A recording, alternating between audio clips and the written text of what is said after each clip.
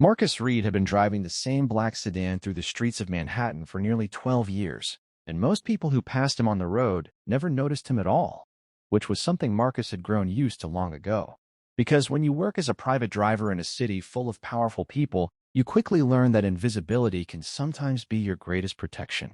Yet on that particular cold autumn afternoon, the city felt strangely tense, like something invisible was about to snap, and Marcus could feel it in the air as he waited outside the tall glass building on Lexington Avenue, where his current employer was attending a meeting that had already gone nearly an hour longer than expected.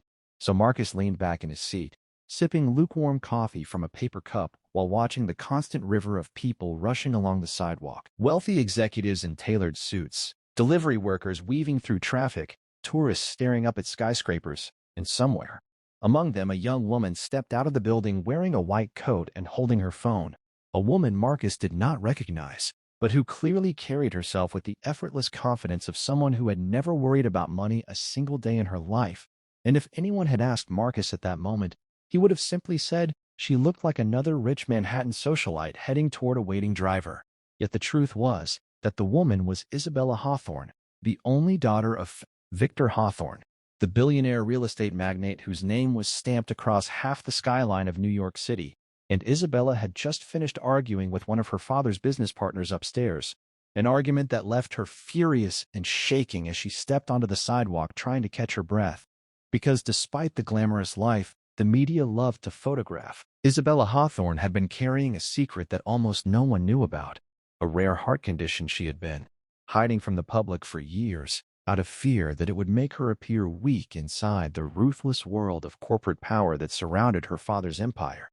And as she reached the curb and lifted her phone to call her own driver, the pain struck suddenly, sharp and crushing, stealing the air from her lungs so violently that she staggered backward into the flow of pedestrians, her vision blurring as the sounds of the city melted into a distant roar. And within seconds, Isabella Hawthorne collapsed onto the cold pavement in front of dozens of people who froze in shock, some pulling out phones, others stepping back uncertainly. Because in a city that moves as fast as New York, fear can sometimes paralyze even the bravest witnesses. And for several seconds, no one moved close enough to help. No one except Marcus Reed, who saw the entire thing unfold from his car and felt something inside his chest tighten the moment her body hit the ground. Because Marcus had once worked as a volunteer EMT many years earlier before life forced him onto a different path, and the instincts he learned back then never truly disappeared. So before he even realized what he was doing, Marcus pushed open his door and sprinted across the street, ignoring the blaring horns of traffic as he dropped to his knees beside the unconscious woman whose skin had already begun to pale under the afternoon light. And when Marcus checked her pulse, the realization hit him immediately. There wasn't one. Not even the faintest flicker beneath his fingertips, which meant there was no time to hesitate. So Marcus tilted her head back, locked his hands together over her chest, and began compressions exactly the way he had practiced hundreds of times during emergency training years earlier, his movements steady and focused while the shocked crowd slowly gathered around them, forming a wide circle of silent spectators, some whispering, some recording, none fully understanding that they were watching the thin line between life and death being fought over on the concrete sidewalk. And Marcus counted each compression quietly under his breath, refusing to let panic take control. Because panic was the one thing that could ruin everything. And somewhere in the distance, he could hear sirens approaching. But he knew those precious minutes before paramedics arrived would determine whether this woman lived or died. So he kept going, pressing harder each time, breathing air into her lungs, ignoring the ache building in his arms, as sweat began to bead along his forehead. And just when Marcus felt the terrifying possibility that it might already be too late, something miraculous happened.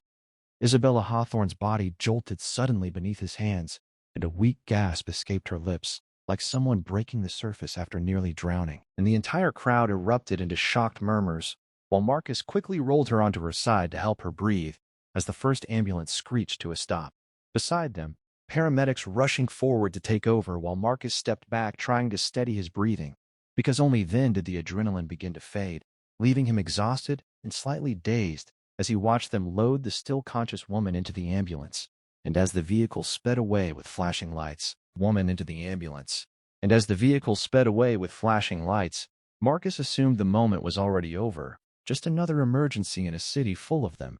So he quietly returned to his car, expecting the world to continue exactly the way it had before, unaware that dozens of bystanders had captured the entire rescue on video and uploaded it to social media within minutes, unaware that reporters would soon discover the identity of the young woman whose life had nearly ended on a crowded sidewalk, and most of all, unaware that somewhere across the city, inside a towering office lined with windows overlooking Manhattan, billionaire Victor Hawthorne would soon watch that same video in stunned silence, as he realized a stranger had just saved the life of his only daughter. And by the time the sun rose the next morning, Victor Hawthorne would make a phone call that would pull Marcus Reed into a world far more complicated than either of them could have imagined. Because sometimes the moment that changes your life forever begins with nothing more than a stranger collapsing on the sidewalk and a single decision to help.